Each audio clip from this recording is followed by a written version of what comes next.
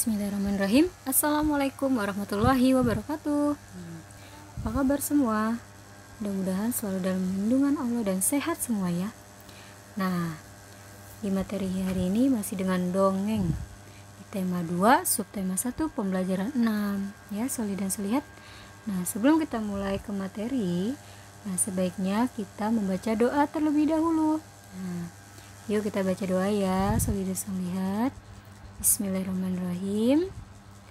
Rabbi zidni ilma warzuqni fahma. Amin. Nah, materi yang akan Ustazah bahas kalian harus disimak, tidak boleh bercanda ya. Simak ya, Soli dan Solihat. Di sini tentang tujuan pembelajaran. Nah, Ustazah akan menjelaskan tentang tujuan pembelajaran tentang dongeng ya. Sebelum kita ke materi, nah yang pertama, siswa mampu menguraikan pesan dalam dongeng baik lisan maupun tulisan. Nah, udah berapa hari ini kan kita membahas tentang dongeng ya. Ustazah sudah memberikan kalian atau menyuruh kalian membuat video tentang dongeng ya. Kalian menceritakan. Nah, itu Masya Allah, kalian bagus-bagus videonya. Yang kedua, siswa mampu mempraktikkan pesan yang terkandung dalam sebuah cerita dongeng. Nah, alhamdulillah kalian sudah paham ya maksud dari pesan yang intisari dari dongeng tersebut ya, yang kalian ceritakan yang ada di buku ya. Nah, selanjutnya, siapa di sini yang suka membaca dongeng? Nah, insya Allah kalian semuanya pada suka ya. Ustazah juga suka loh. Ustazah suka baca buku karena buku itu bisa memberikan kita banyak ilmu ya, Soli dan Solihat, jangan lupa. Selanjutnya, nah, dalam membaca dongeng itu ada aturannya, Soli dan Solihat. Apa aja sih aturannya? Nah, kita akan mengupas aturan-aturan dalam membaca dongeng ya, Soli dan Solihat. Nah, di sini ada yang tahu tidak ya aturan bagaimana cara membaca dongeng yang baik dan benar itu? Apa ada yang bacanya asal-asalan atau buru-buru? Nah, di sini nanti Ustazah jelaskan ya, Soli dan Solihat, disimak. Dalam membaca sebuah teks termasuk dongeng, itu ada beberapa hal yang perlu kita perhatikan dan perlu kita praktikkan. Nah, di sini nanti ada nih. Di sini ada 5 ya yang harus diperhatikan dalam membaca teks. Pertama, yaitu lafal. Yang kedua, intonasi suara. Yang ketiga, ekspresi. Yang keempat, tanda baca. Yang kelima, suara lantang. Nah, kalian ayo kemarin baca dongeng masuk gak nih kelima ini? Ya, coba diperhatikan. Yang pertama, lafal. Lafal adalah pengucapan kata. Yang pertama, kita harus mengucapkan kata dengan tepat. Yang kedua, kita harus menggunakan frasa yang tepat. Jadi setiap lafalannya harus sesuai dengan teksnya ya. Tidak boleh salah membacanya ya, Soli dan Solihat. Nah, yang kedua yaitu ada intonasi suara. Nah, intonasi suara itu apa aja nih? Di sini ada 3. Yang pertama, ketika menemui kalimat yang diakhiri tanda titik, maka intonasi suara harus datar. Yang kedua, ketika menemui kalimat yang diakhiri tanda tanya, maka intonasi suara harus menurun. Ya, karena itu tanda bertanya. Yang ketiga, ketika menemui kalimat yang diakhiri tanda seru, maka intonasi harus agak naik.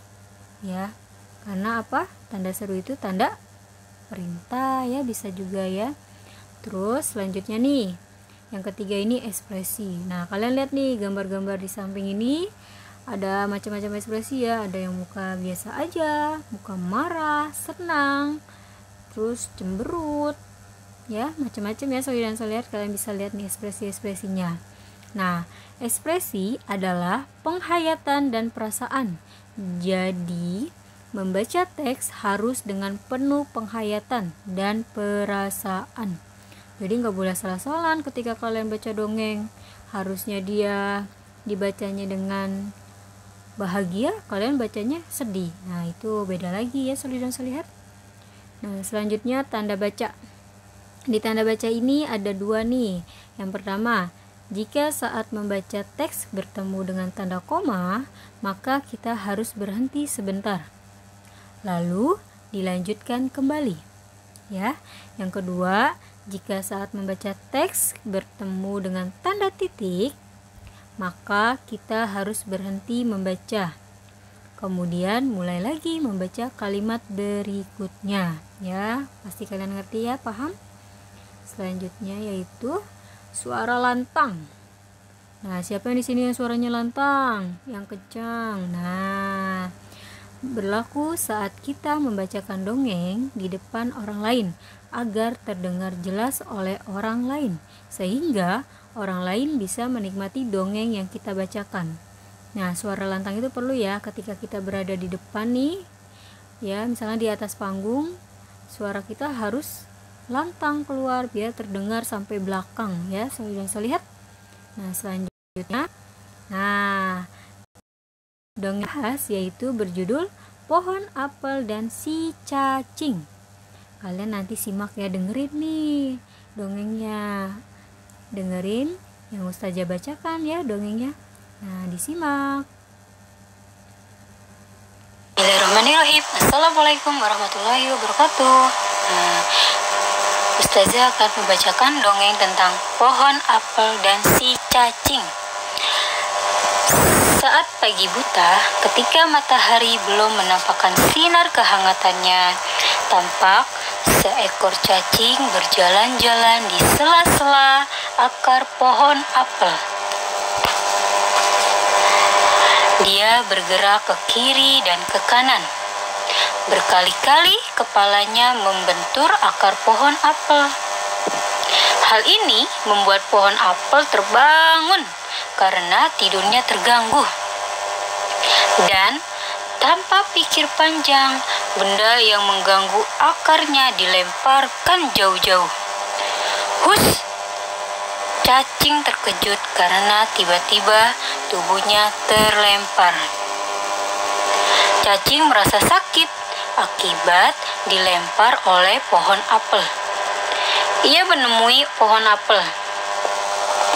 "Mengapa kamu melemparku? Lihat, badanku penuh luka dan rasanya sangat sakit," katanya.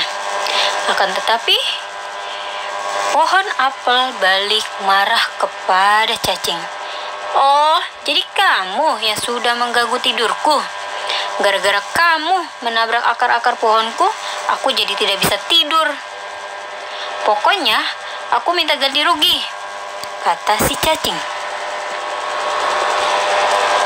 Cacing geram. "Kamu yang salah, kok malah minta ganti rugi?" "Aku yang seharusnya minta ganti rugi," teriak pohon apel. "Tidak bisa, pokoknya aku akan menuntut keadilan," kata cacing. Saat itu, seekor kupu-kupu melintas di depan mereka. "Selamat pagi, teman-teman. Ada apa ini? Pagi-pagi kok sudah ribut?" kata kupu-kupu.